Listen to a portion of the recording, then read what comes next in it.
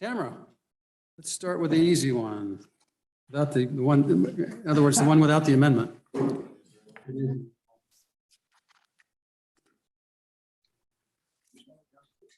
COVID-19. Workers' comp, modifying the workers' comp. Pretty simple. Mr. Chairman, Don, where do we find these online? Is it in the Senate? JC? Mr. Chairman, I think they're Yeah. actually on the 2714. website. Okay. That seems so old fashioned at this point. Okay, Tamara, walk us through the bill. All right, Mr. Chairman, members of the committee, this is 22 LSO 0323, and I believe we had representatives from the Department of Workforce Services that would be joining us via Zoom. This version is 0.3. It's a new version from the one you saw last Friday or last Thursday. And it relates to workers' compensation and the payment of claims related to COVID-19 that employees may suffer.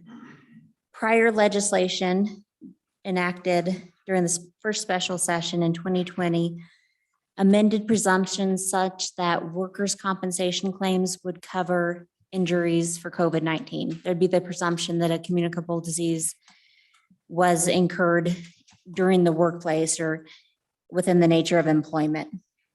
So that presumption is no longer in this bill draft. There was an amendment made last Thursday to leave in place the sunset of that, and that's in March of 2022, to leave that in place, but ensure that employers are not penalized. This will not hurt their experience rating.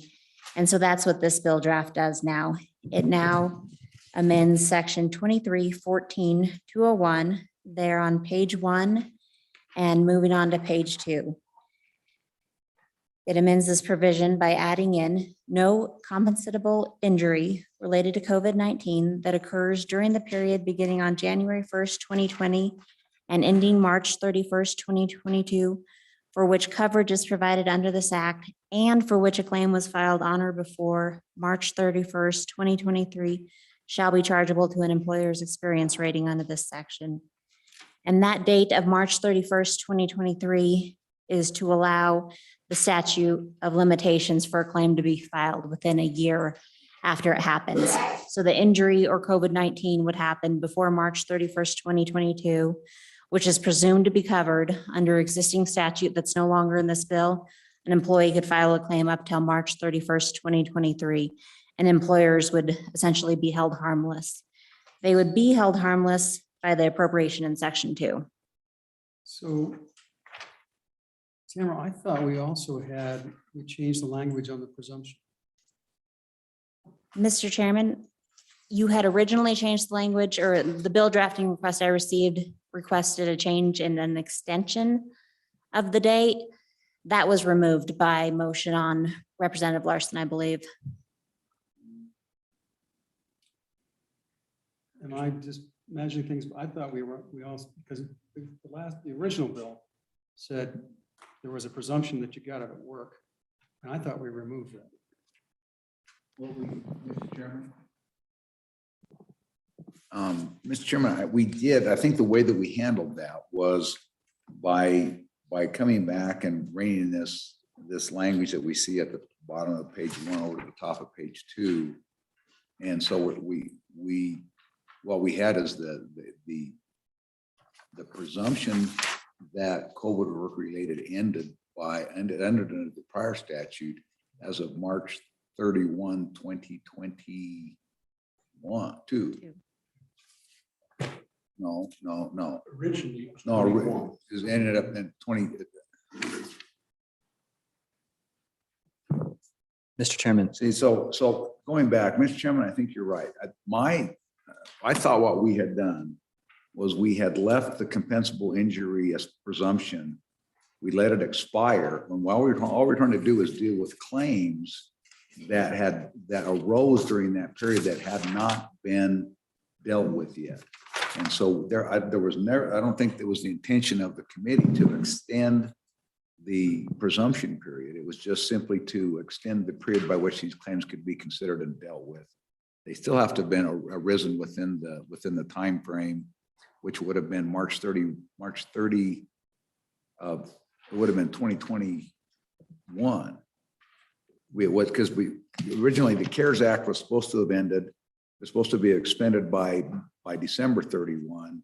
And then we said, well, there's claims that will end up all the way. And there was some other guidance that let us go out. So we extended it out to March of 2021, but there was never an intention in our motion to extend that period. Mr. Chairman, we expanded that last year in a bill, so you're absolutely correct. The first one made it a claim to workers' comp to 2021. Last year in a bill, it extended that portion to 2022, which is this date here, but it didn't protect the EMR status of the employer. Then this bill in its original form would have extended it to this March 2023. And that's what you removed, is you didn't let it expand another year as an injury due to COVID. But we did say, so all claims, the ability to make a claim on COVID ends March 31st, 2022. Then the statutes of limitation for filing claims will end at the end of 2023. And during that time, the EMR for the employers will not be impacted. Do I have that right, Cameron? Yes, Mr. Chairman, Representative Larson, that's exactly right. During the general session last year, the legislature extended out the date for which COVID is presumed to be an injury until March 31st, 2022. But they did not extend out the holding harmless provision for employers for that additional year.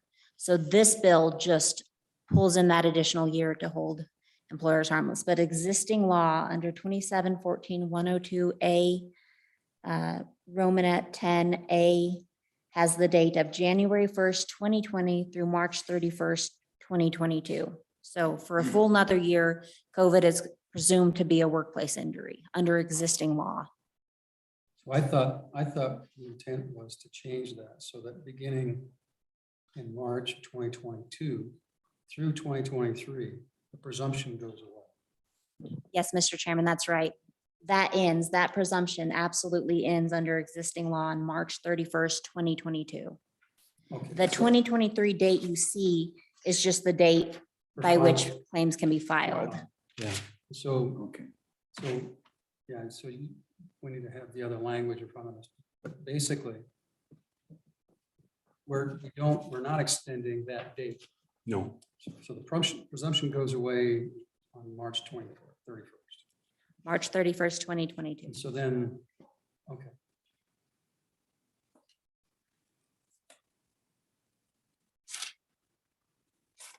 So then down in section 2, I mean, do we need to put a dollar amount in there? Mr. Chairman, members of the committee, that was the way that the motion was specified to me, was to leave a dollar amount. We do know from the department this morning, the amount that has been paid today and the amount that's been deposited. That amount, let's see. The department has already received $549,000 in CARES Act funds.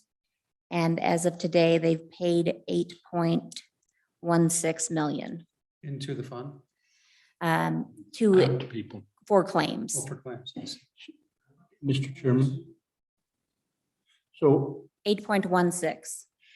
8.16. 8.16 in claims, and Tamara, correct me, but the 549 that they received from the CARES Act were for a rate holiday to employers.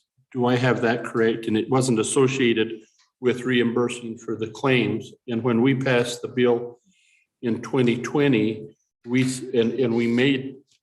put this into law. We said that the department, the Workers' Compensation Fund, would be reimbursed for these claims through the CARES Act funds. That never happened.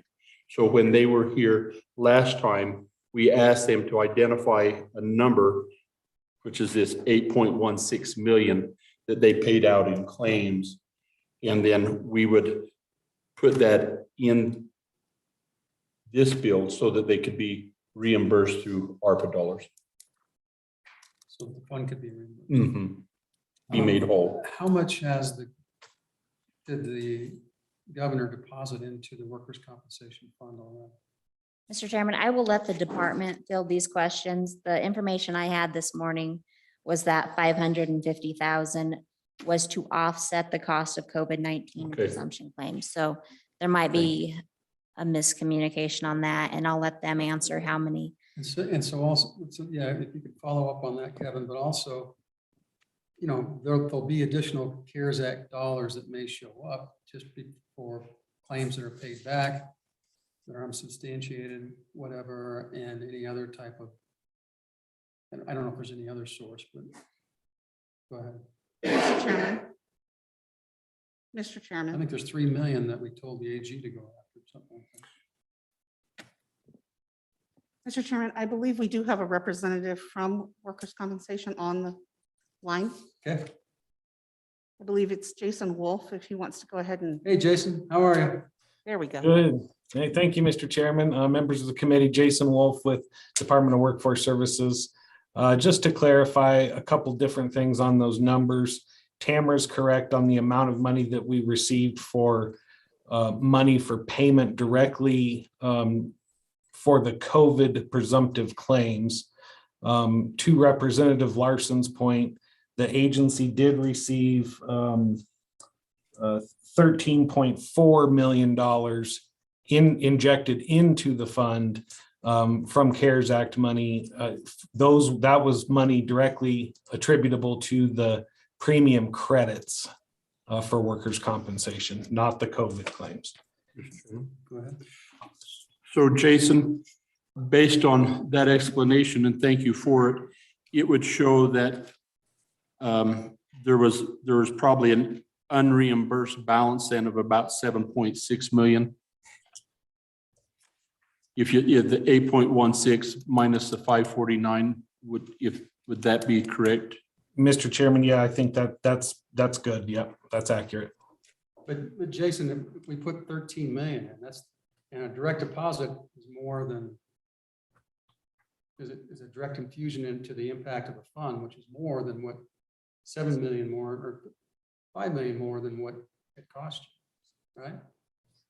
Mr. Chairman, so we did actually, you guys, the legislature authorized a series of 2 workers' comp premium credits, one in the regular session of 2020, and then another one for the COVID reasons in the special session of 2020. Those credits all told, each premium credit totals roughly about $16.2 million. So right around $32.5 million is what we've paid out in total premium credits. So, Chairman. So Jason, to the 13 million, that was paid in lieu of receiving money back from employers because we give them that holiday.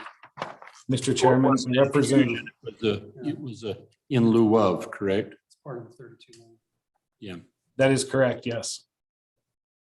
And Mr. Chairman, and so, Jason, what I think I just heard was there was basically $32 million in premium credits granted. So that's $32 million that didn't come into either the fund or to pay claims. Is that right? First question. Mr. Chairman, Senator Perkins, that's correct. Okay, and so in addition to that 32 million, then the claims that have been paid out that are not chargeable to any employer, so there's no ability to adjust anybody's rate to recover that over time. That number is 9 million. basically the 8.1 million. Although I guess you can deduct the 500,000 from that because that the governor's already deposited to kind of make a down payment on that. Am I thinking about that correctly? That is absolutely correct, Mr. Chairman. Okay. Chairman, Go ahead. Mr. Chairman, in this section 2, I think we put it in there so we could figure out a way to compensate for the pending or the anticipated pending claims in this last part of the usage period, you might say, that have yet to be claimed. So my question for Mr. Wolf is, what number would you put in there to make sure we have enough? I think you testified last week, the number of folks that had filed claims so far and the amount you had paid out and whatnot. And a couple of those were bigger claims. And then there was lots of smaller claims is the summary of your testimony. So then back to my main question, what's the number we need to fill into that blank so that we can adequately fund this? And then following it up, we have another blank on the third page of it for the date in which you would anticipate being able to have all of these claims paid out so those funds could revert and go do other good things around the state. So those two questions, how much and what date do we revert it? I think the answer. Mr. Chairman, Representative Walters, that's a good question that I don't know I have a great answer for. I think as we kind of discussed last week, given that we've had the door open, so to speak, on these presumption, on the COVID presumption for over a year now, and we've only paid out, a little over $8 million. I just anecdotally, I guess I would be surprised if that amount doubled over, the next year or so, but I would just caution that I don't know a good answer to that. These claims will be ongoing, obviously. So any claim that we open, we have the potential to keep covering. So, like I mentioned, we have a handful of those that are, experiencing various issues that are being attributed to their COVID-19 diagnosis, and we'll be on the hook for those for, a number of years if they happen to go on that long. So giving you an exact amount, I don't know that is really possible or probably necessary. Mr. Chairman, so if we put a $10 million mark in there, that should probably cover it, because that would be a little over what you've done thus far and give some cushion. And then to the question of reverting it, if we reverted it in 2024, October of 2024, would that be a good timeline? 2023? What do you mean revert? Pardon me? Unexpended. The unexpended, as this bill reads, the unappropriated or unexpended amount is going to revert. So we can go. Mr. Chairman, Representative Walters, I think that date would be doable. I think, like I said, the statute of limitations expires March 31st of 2023. So we should have a pretty good tabulation as to what the date, what the total is at shortly after that date. So you could certainly revert anything unpaid after that date. Mr. Chairman, Jason, you're then making the assumption that at the end of 2024, there's nothing in for those claims that would carry assets. So there not be any ongoing or secondary issues attached to that, correct? Mr. Chairman, Representative Larson, yeah, that's correct. Like I said, we will undoubtedly have a handful of those claims where we continue to pay on them for a number of years. And those types of claims, after a 3-year period would no longer affect an experience rate in any way, but these will just continue to be non-charged. As I stated in testimony last week, this is the exact reason we have that provision for adverse deviation in the fund, so that we can pay claims that run off adversely. And like I stated last week, we have a healthy fund that can sustain that. And in the actuary's opinion, $7-8 million really isn't going to affect it such that it would even take into consideration rates. So Would this for repaying expenses caused by COVID to this account? Can we use COVID direct or ARPA direct dollars for it?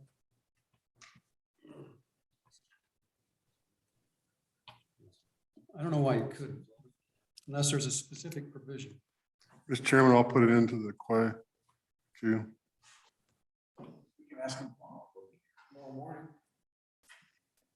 I'll give them a I mean, heads up. realistically, we want to fully refund this direct impact of COVID.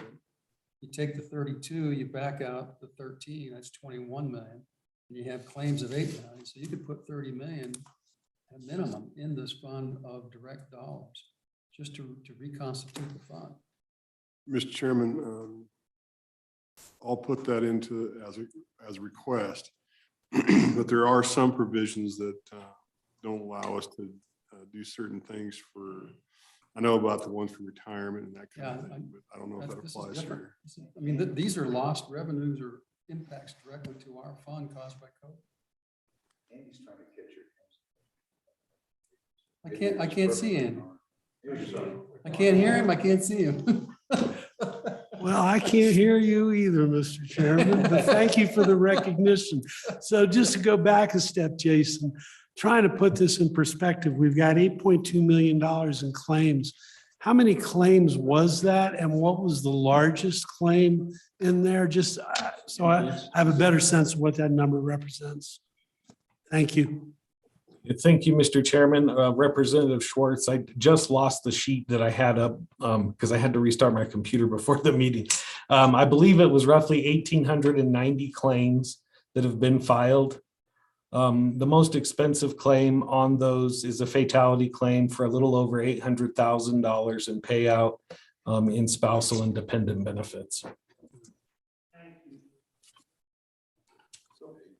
So, Mr. Chairman, I mean, what I think I heard was, again, that even if you put $8 million in here, regardless of the source, that it doesn't move the needle. The fund's healthy enough that this is within the allowable variances that the actuaries have already determined. So I'm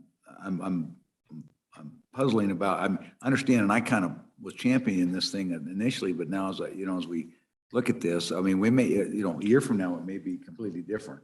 But right now, I don't know why we wouldn't just let the fund absorb this for now. That's a question. That's not a statement. Well, and actually, that was my position until I'm thinking about it. And if this is ARPA direct dollars, Chairman have switched positions. if we can use ARPA direct dollars, I think that analysis is correct, but there isn't, I don't think you can argue, though, that at some point, it has some type of an impact on the fund. And we have a direct loss of dollars in the 32 million. Actually, that was just an offset, so maybe not the 32 million. That was just us using COVID dollars to do it. So that's probably not a fair analogy. So it's more of the 13 and the 8. It'd be more of the 8, the 13 was a rate holiday. Well, the rate holiday was 16 and 16, and then we put in COVID dollars to make part of that up. So, yeah, so it's the 8 million. You're right. So we would use, basically, we could use direct dollars for that direct impact, which would be that plus any claims from the next year.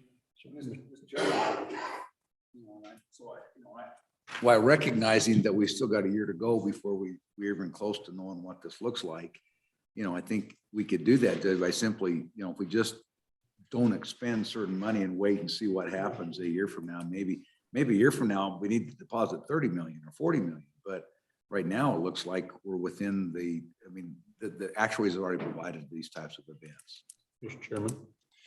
Mr. Chairman, my recollection of the conversation when we looked at the bill the first time was exactly where we're at now. We thought that the department says, yeah, it can be absorbed. We looked at the language and wondered why it hadn't been reimbursed, didn't have all the numbers. We have the numbers now, and I just think we're trying to make a decision. I thought Mr. Wolf pointed out last time that the fund could absorb it based on the health of it. But we just didn't know how much had been totally expanded at that time. So what we could do then is just strike section 2. We could. Right, exactly. Let's strike section 2, and then I think we're done. Move the bill. Is that all right with you, Kev? Okay. Any public public comment? Seeing none, we'll close public comment. The bill has been moved, moved and seconded. All those in favor say aye. Aye. That motion passes. Any motions on the bill? Any amendments on the bill? Mr. Chairman, I move that we just strike section 2 and make the appropriate, the conforming amendments in section 3. Section 3 essentially becomes section 2. Okay. And on the title. Yeah, in the bill title language, you have to correct that too. Mr. Chairman, before you take the vote, would you have your co-chairman restate his motion so that staff online do have the ability to hear it? Yes. Do you want me to turn my mic off when I do Would you that? speak, articulate and speak slowly? Sure. Mr. Chairman, I move that we'd strike section 2 and section 3 then would become section 2, and we'd make the conforming amendments in the title of the title of the act. Tamara, is that, you got it? Mr. Chairman, just one question. The bringer, that we would leave stricken the language on page 2 within section 2, lines 4 through 12. Right. Yes. Yes.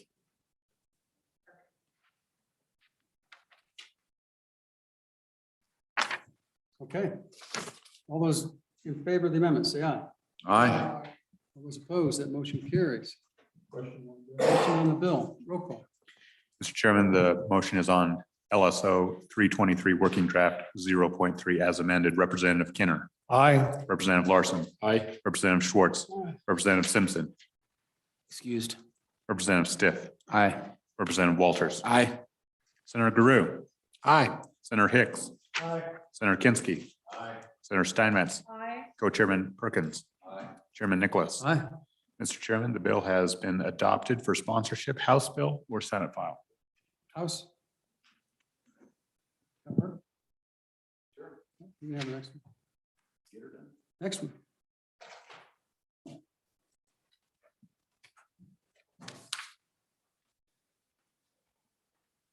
So the question on this, Tamara, is do we do the current draft or do we use the co-chair's amendment, right? Chairman, I'm sorry, the next bill up is 22 LSO 089, and the question is about the draft amendment. Go ahead. Yes, so you all should have a draft amendment, and that's to 20 LSO 289. It's version 1.3, and there was a typographical error, so you should see a handwritten note that it's to version 289 1.3. And if we're ready to move into the bill. Please. All right. This bill relates to the state employees and officials group insurance program, the health insurance plan. And we discussed this bill last Friday. In majority of the language of the bill is conforming to bring in this new section 93206F. But this concept of the new section was to ensure that the department and the executive branch did not change premiums, did not temporarily or permanently change premiums unless so authorized by the legislature. We had a conceptual amendment that requested the provision be revised to allow the department to change premiums when needed to keep the amount of reserves that back up our the group insurance plan, to keep it within that amount and explicitly within a threshold within that amount. And so this conceptual amendment is in front of you.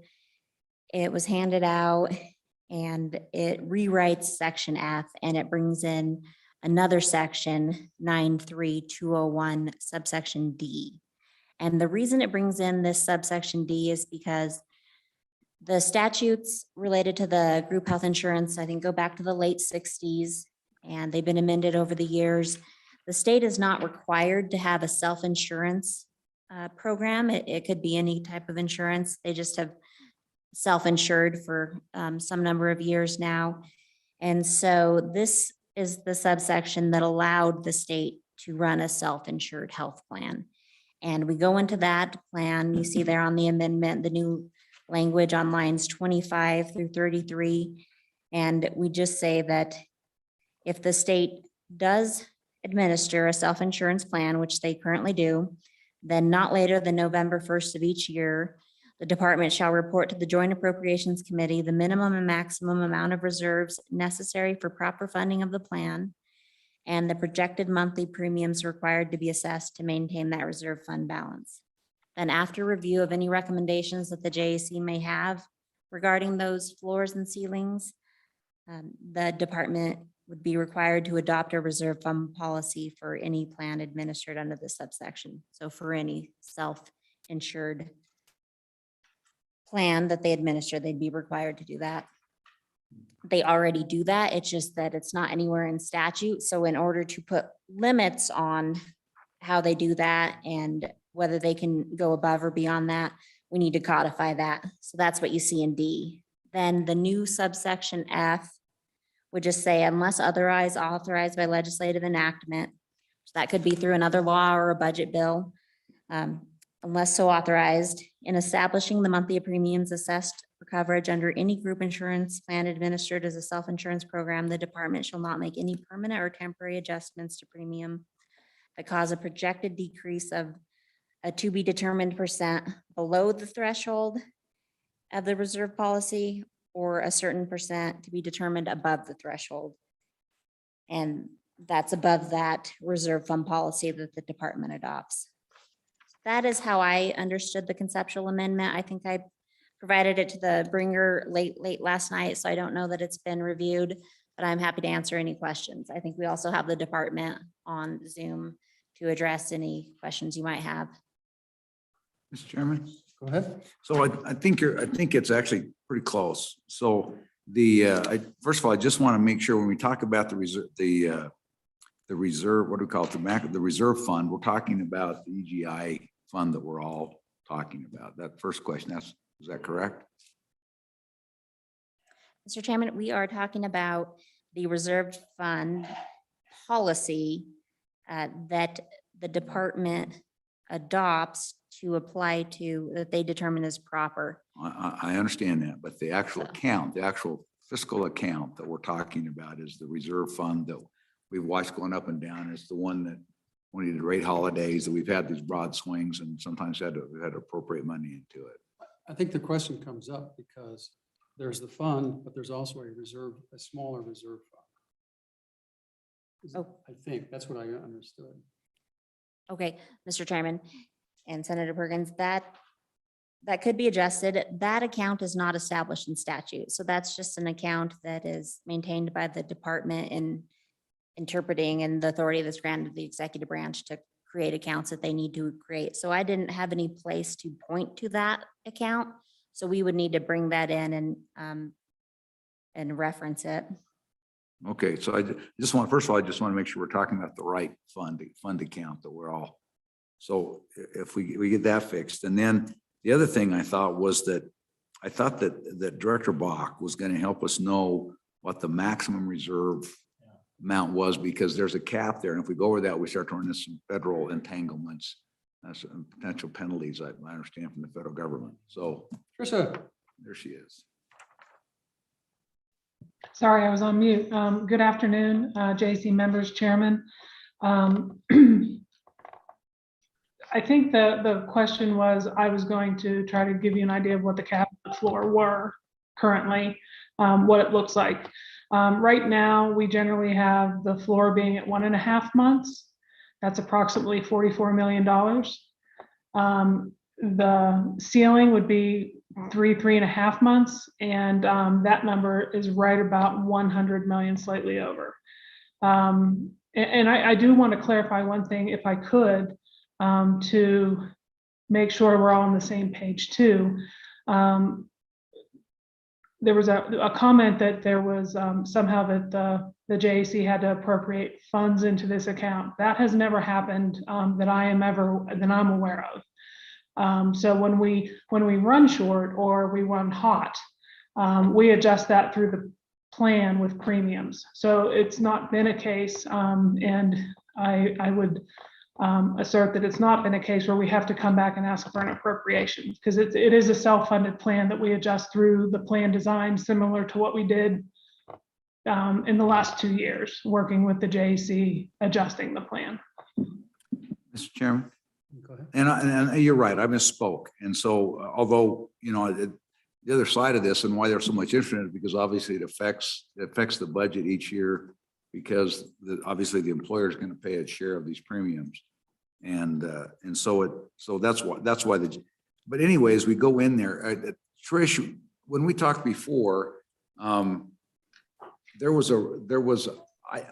maybe I misunderstood, but I thought that you indicated when you were here last week that if this fund grows to a certain amount, that the federal government kind of is very interested in it, and there's potential adverse effects that happen if it gets too high. What is that? How is that number determined? I'm sure it's by formula, but how is that number determined? Chairman Perkins, members of the JAC, I did speak with Tamara about this too. This is not an easy answer. So from what I am aware of, approximately 10 to 15 years ago, prior to most everybody in this room, including the budget director, that the budget division at that time had an agreement with OMB, Office of Management and Budget. Each state, from what I understand, establishes this threshold. So ours, from what I understand, is a 3 month, 3 months of premium is what that number should not exceed, if that makes sense. So if we go over it for a little bit, it's not that big of a deal, but if we go over it and keep it above that ceiling, that 3.5 months, there could be an issue where what the federal government would look at is making a profit. And so they do not want individual states on a self-funded plan to make a profit. In other words, we're collecting more than we need. So each, if you remember, for those of you that back in Riverton, I did have a PowerPoint explaining what other states had. For example, one of the states had 10 months of reserve, another had 0. And those are the intricacies on how these agreements are met with the federal government. I have not, to this day, been able to really get a copy of what this agreement was from Health and Human Services. There's nothing that we can put our hands on. All we know is it's right around the 3 months threshold for Wyoming. For Texas, and I believe Texas was one of the ones that was very high. It was a 8 to 10 months threshold, which would be a significant amount of money. So each state is a little different. We have not contacted them to see if we can change that or renegotiate how that looks. We have decided not to do that and stick with what the original agreement approximately 15 years ago or 10 or 15 years ago was. So long story short, what we are aware of is that we need to stay within or under that 3.5 month claim data. And what we do is evaluate that, because the reserve obviously fluctuates. So it could be down 1 month, up the next month, depending on claims. So there's not a knee-jerk reaction to claims over, say, $90 million.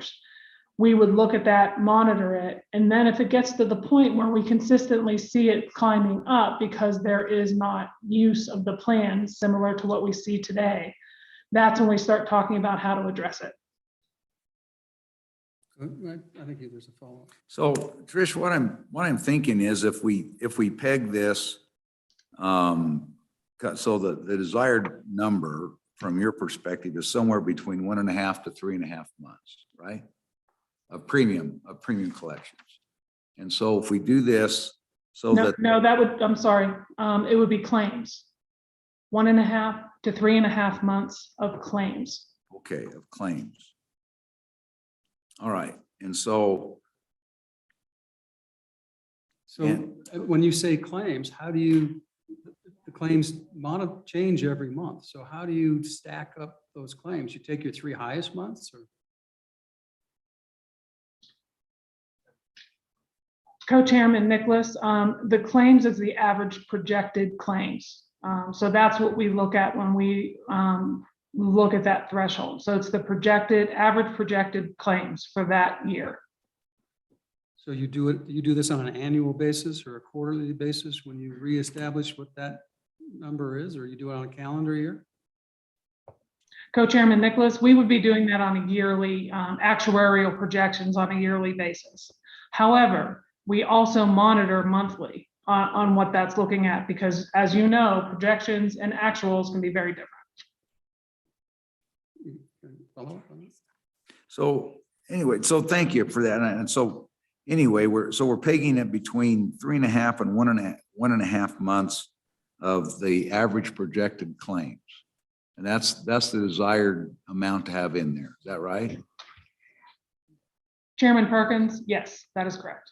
And then, so once it's above 3.5 months, if it's above 3.5 months, for how long before you start to before your spidey senses start to tingle? Chairman Perkins, before it even gets to the ceiling, our spidey sense are activated at that point. So we would not want to be a year's worth over that ceiling. If we, for example, are 3, 4, 5 months over and have a plan on a rate holiday in a couple months, I believe that would be acceptable to the federal government. One of the things is we look at this probably too much. I look at the cash reserve a lot more than I probably should, just to kind of keep an eye on what's going on.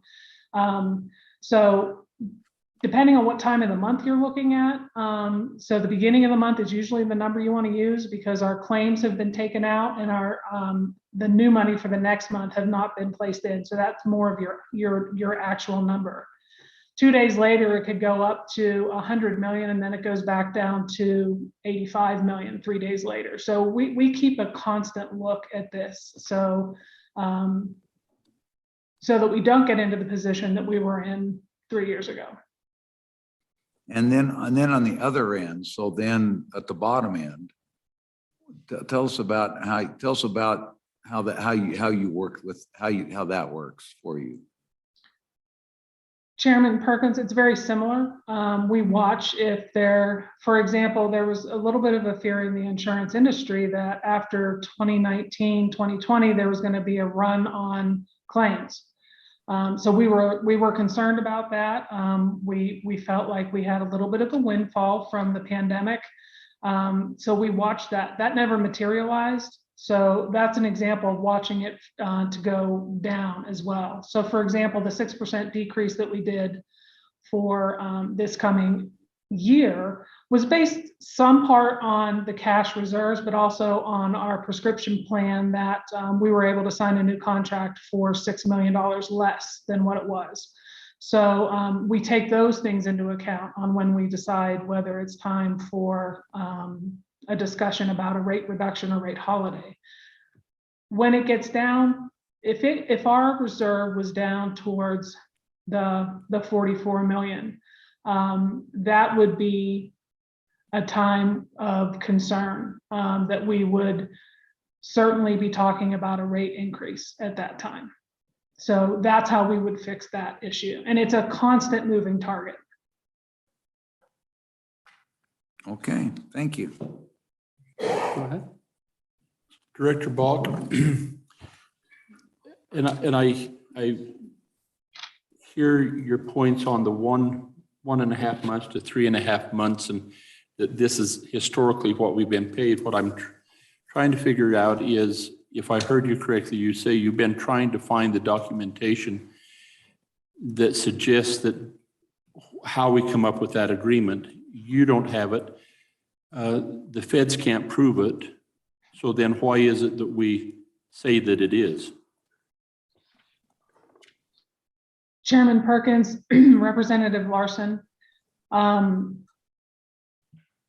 It's history. It's history on what we have done for the past 15 years. I will say it's been a frustration not being able to have that information. I will also say it is, I don't necessarily want to call up OMB and see about whether they have that either.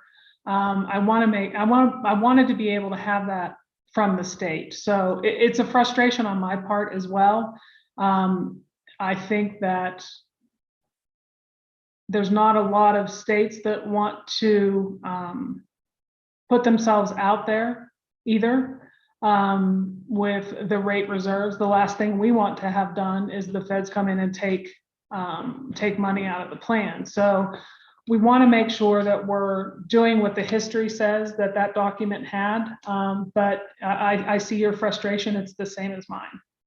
Well, and follow up, Mr. Chairman, I think more important than doing what the history says we do, it's probably more important to do what the official agreement requires of it. And so I don't know where, help me understand the concern you have for calling them up and saying, hey, can you show me how we come to this agreement? Is that and I don't understand all of that, but is that a scary thing that there's some repercussions or something that would take place there? It just seems like it's a request for information. Chairman Nicholas, Representative Larson. Yes, I believe, I wouldn't say it's a scary thing. I do not want to put the plan on the radar. So what I've been trying to do is see if we can find the document without actually going and having another renegotiation of where we are. That's a little bit of my concern. Mr. Chair. I'm the chair. Never mind, Mr. Co-Chair. So Trish, I'm just thinking, it seems to me that we need to get a copy of the agreement, and we need to get a hold of OMB and get a copy of it. And then it also appears to me that we've gone from a negative as mine, in the last year, up to 92 million or some are, I think 112 million or whatever it is. So what's the highest that we've been at in terms of what's in the account? What's the highest of the 3.5 month ratio? Chairman Perkins, Representative our co-chair Nicholas, I'm pulling that up right now. It's been 2 years. I just want to make sure that's clear. It's not been a year. And currently I'm pulling it up right now. If you can just give me a moment.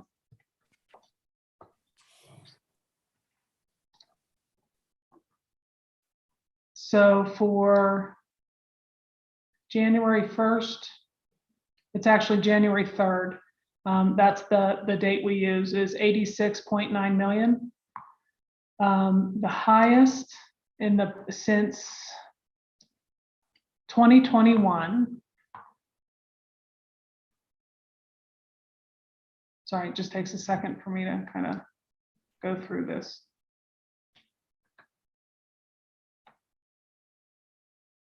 On September 1st, 2021, it was 90.9 million.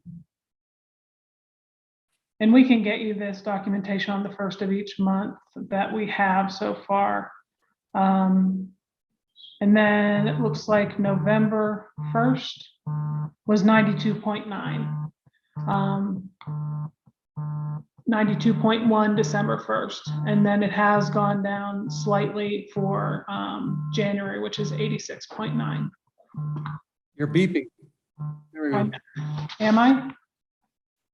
Now you're done. Sorry, my phone was ringing next to the speaker. And then the lowest in 2021 was. Fire for a minute. What was?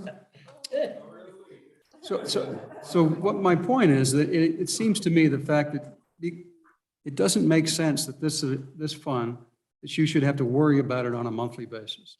It doesn't make sense that you need to monitor it and be afraid of going too high or too low in the course, in a 2 or 3 month swing. And the way to fix that is to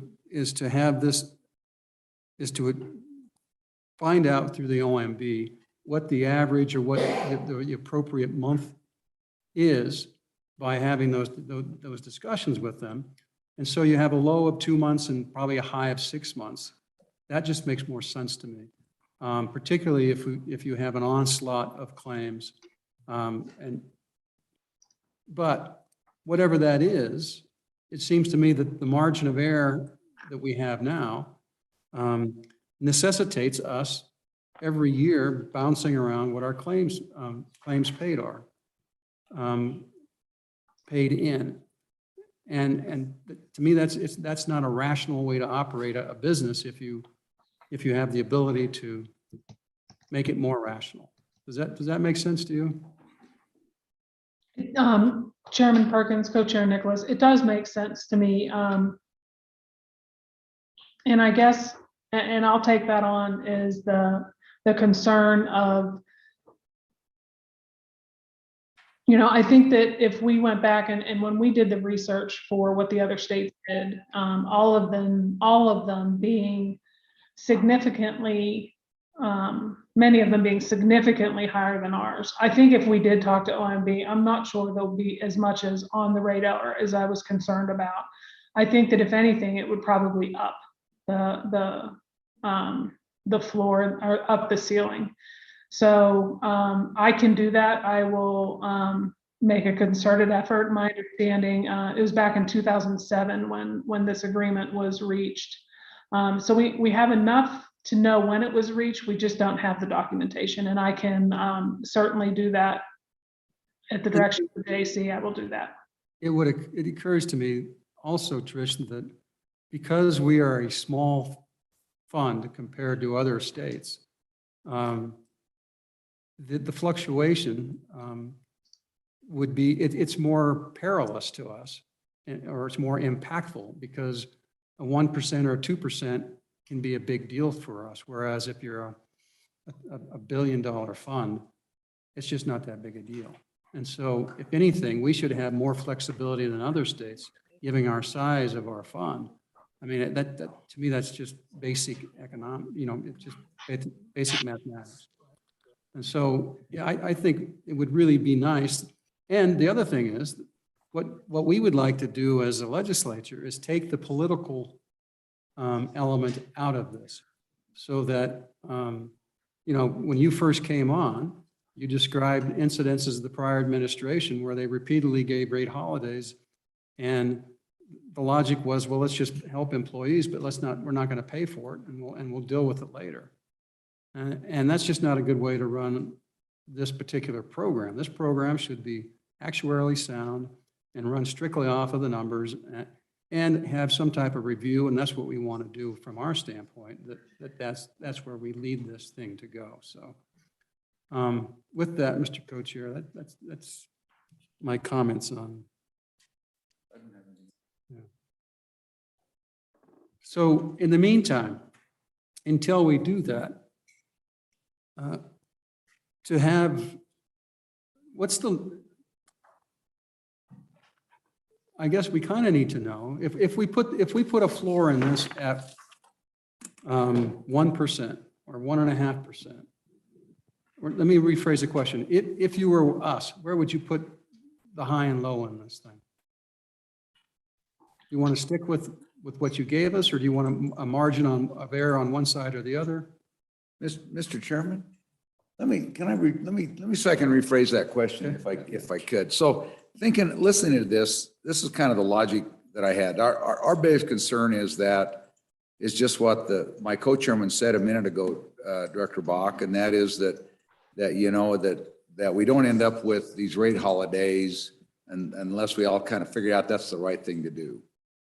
I think that our worry, I don't know that we have to worry about the bottom side, because that's your worry too. Nobody wants this thing to go zero or negative. That puts us all in a world of hurt. But the concern is on the upside. And so ultimately, I think what what I was just thinking, listening to you, is if we just took this and said, you know, that you can't adjust the rates permanently or temporarily unless, and I'm just going to throw this out and I want your reaction to it, unless it's exceeded 30%, or unless the fund is 30% in excess of the three and a half months of the average projected, 3.5 months of the average projected claims for the current plan year. And so what we're saying is, you got 3.5 months, you get another 30% on top of that, unless it stays that way for, and I'll just throw out the number. I'm thinking the number is like 6 months. What, you know, at that point, you know, then you might have to take some action. But if it doesn't exceed that point for a period of time, why would you not just wait and see if it levels out? Does that make sense? Chairman Perkins, that does make sense. That is something that is definitely workable. I'm trying to go through all the iterations in my head on what would be the problem with that, and I've not come up with one. I think if you, especially if I have a discussion with the office and we're all on the same page, it is not going to be a situation that, say, we're 10% over our ceiling for 1 month. The feds aren't coming in to take that money away. It has to be a situation where you consistently are over by something like you're saying, 30% or more, in my head, for an extended amount of time. That's when they come in and say, hey, you're making a profit.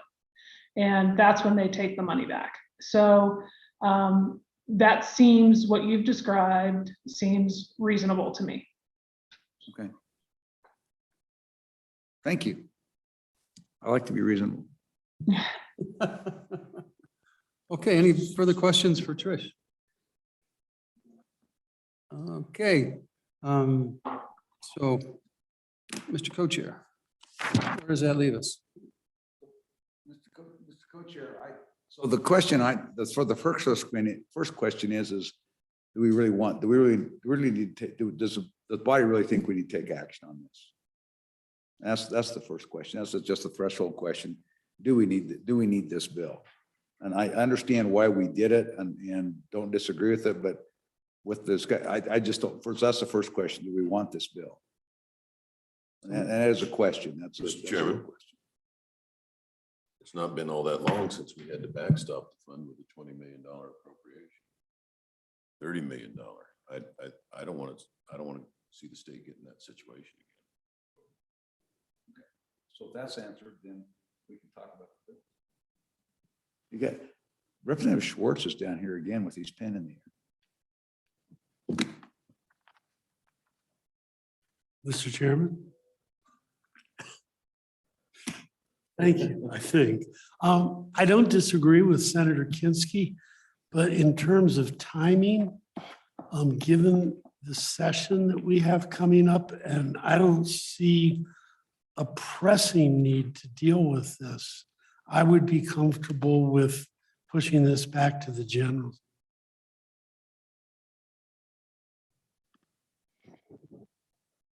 So, Mr. Co-Chair, Mr. Chairman.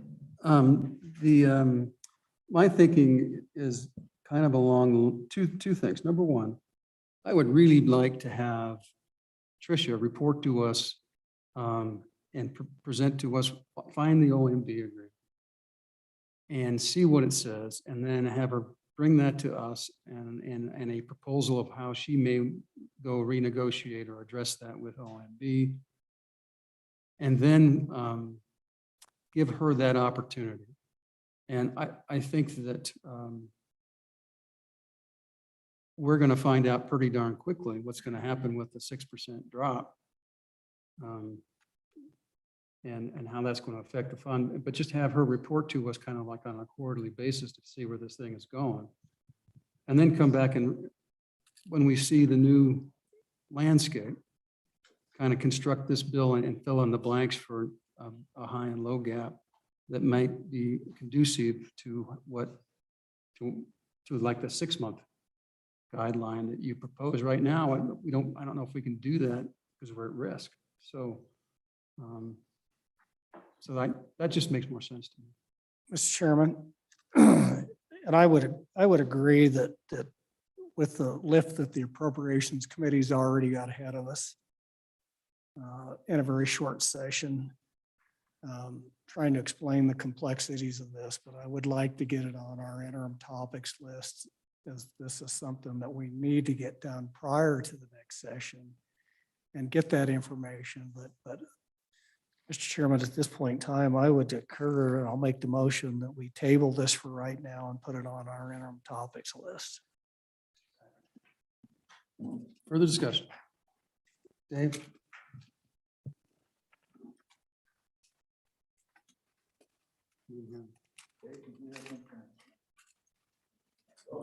I just want to say, I think getting more information makes all the sense in the world.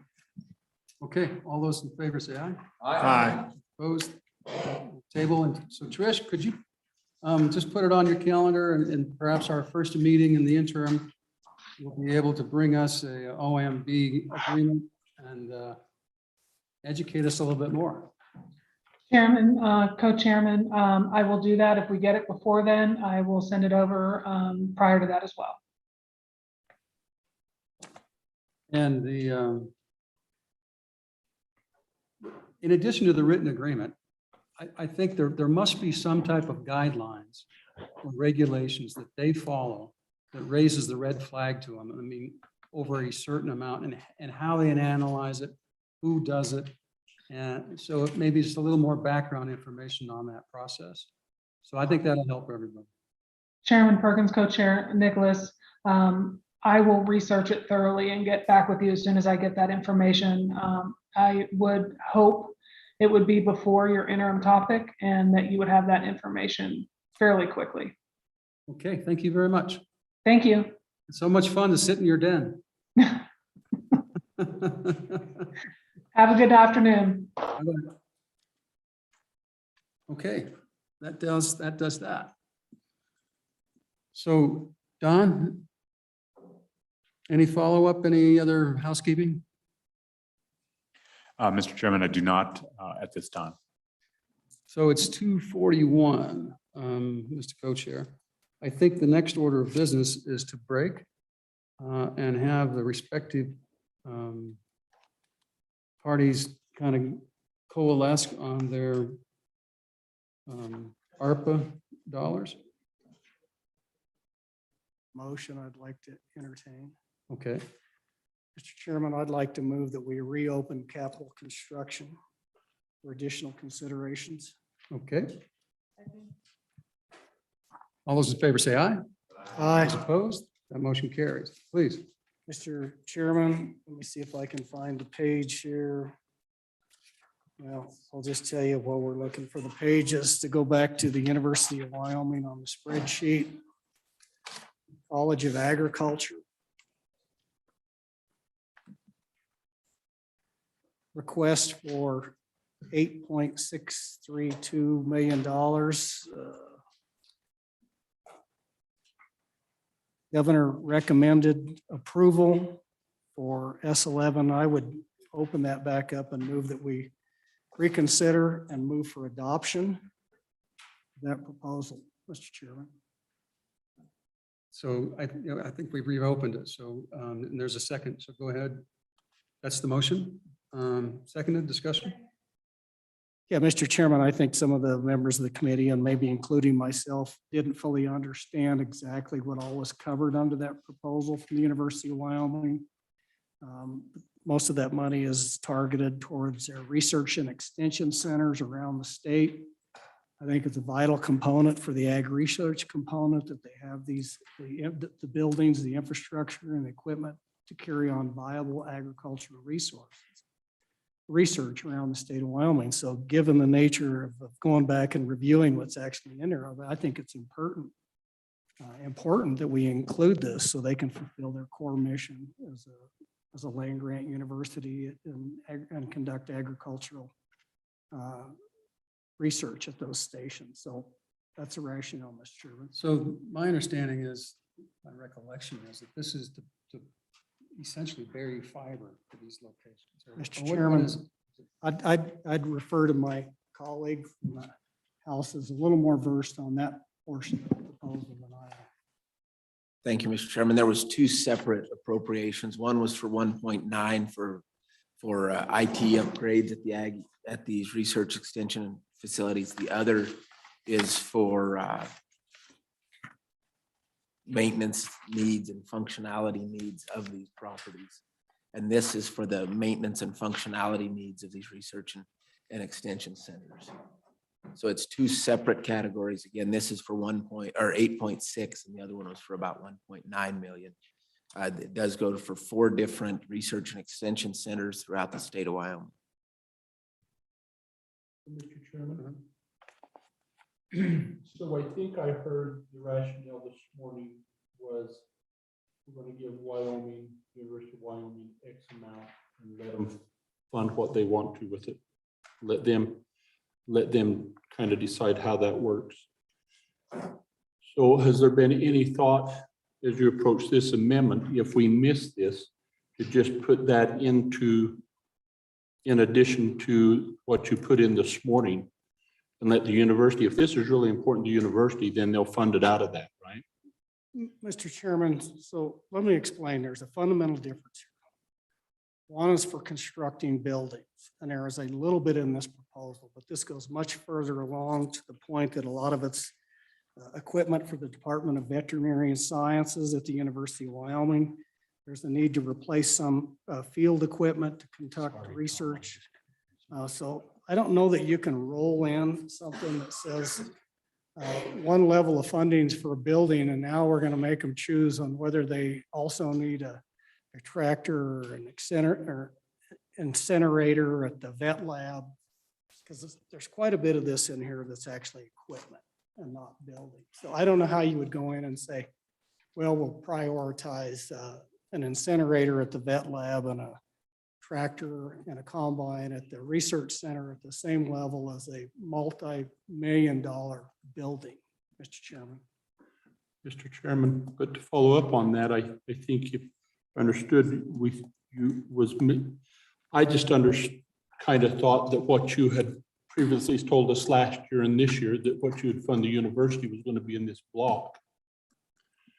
And so I think it's a good idea. And if we put that in there, and if this really is important, if they want to pay $414,000 for a corn planter, that's not what it says, right? You know, I question, then if that's really that important, then they would use that to do it. And so I'm just trying to, I'm not saying that it's not worthy. I'm just trying to understand the mechanism for getting it there based on what you said was the best mechanism you guys felt earlier. And so if we just put that in with the 50, and so it's 58 million, and then if these were really that important, they would do them, right? Well, we can go back to all the other You uses. know, Mr. Chairman, I would just go along with that discussion. Hold on. As we didn't do that specific for the IT request. So I'm curious as to how this would be bifurcated out Okay. on the Okay. discussion. All those in favor of the motion, say aye. Aye. Aye. Aye. Those opposed, no? That motion carries. Representative Schwartz. Yeah, That motion, no, I want to comment. you can comment. I mean, besides the fact that when you look in the book and read the description, what they sent us today was radically different. And I'm really concerned about that because I'm not 100% sure what we're funding. But on top of that, with everything else at the university, we keep talking about matching money. And yet here, we're just saying, we're just going to give them the money and there's no match. And I think that is not equitable at all, especially for a priority number 5 on the university's list. So I'm a no vote. And, you know, I'm happy to have some more discussion. But since the quote would be, this is funding for the deterioration of agricultural research. Is that what you really want, Senator Hicks? Mr. Chairman, I believe that was a rhetorical question. I did too. I don't know that it was a question. Either. Okay. Motion, any further motions? Close. Motion to close. All those in favor say aye. Aye. Aye. Those opposed? That motion carries. Okay. Any other motions? Any other reopenings? Reawakenings? Exorcisms? Okay, going back to where we were. So we'll adjourn. So you want to come back about what? 4 o'clock? 4:30? Mr. Co-Chair, how long? 4 o'clock? Yeah, I want to come back let's go from back 4 o'clock. That's just a little over an hour. Okay, well, and let's add 15 minutes to that, because you and I need to go meet. Okay. We could probably do ours in 15 and maybe give you guys. Yeah, it's true. Smoke a cigar. Okay, well, that will stand in recess for the rest of the day, because the meeting that we're going to have this afternoon is going to be a work session on preparing for the ARPA fund bill tomorrow. So we will, and at 8 o'clock, I think we're going to have an introduction for one of the new employees with the ETS. Just hired someone they want to introduce us to. So 8 o'clock when we adjourn, convene tomorrow, just before we start, just so everybody knows to be here at 8 o'clock on time, which is, I'm really talking to myself. Okay.